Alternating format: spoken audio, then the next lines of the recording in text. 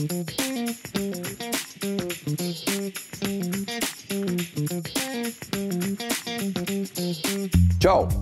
Tuvojas svētki, un tāpēc mēs šodien pagatavosim kaut ko netipisku un parādīsim jums, kā izmantot ķimeņu sieru. Šodien mēs pagatavosim ķimeņu siera pīrāgu, kaut kas līdzīgs ir franču ķīšam, bet ar kūpinātu gaļu un, protams, ar ķimenēm. Pirmais, kas mums nepieciešams, ir sagatavot smilšu mīklu.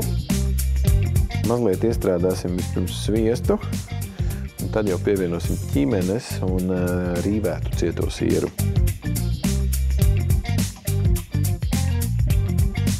Mīklu pirms likšanas atpūsties, nevis sataisīt pikucī, bet plakanā apaļā formiņā. Pēdējais, ko mēs varam sagatavot, ir jau olu un saldā krējumā miksiņš.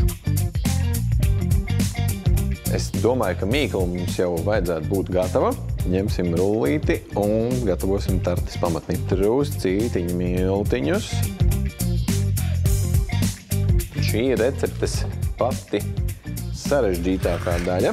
Dabūt šito draugu iekšā. Tālāk mēs liksim iekšā cepampapīru un cepampapīrā kaut kādu smagumu. Reizēm tās ir pupiņas, reizēm tie ir rīsi. Ir arī speciāli metāla svariņi konditorijas, kur var samest iekšā tādu bumbulīšus. Šo mēs tagad liksim krāsnī uz tā saucamo aklo cepšanu. Tad ņemam ārā rīsus, nocepsim vēl 10 minūtes un tad liksim iekšā pildījumu. Tā, te mums ir beigusies cepšanas pirmā kārta. Tagad mēs izņemsim rīsiņus un ieliksim cepties pamatnīti vēl mazlietiņu. Re, tāda viņa iekšā tur. Pamatne gatava. Liekam klāt mūsu sastāvdaļas.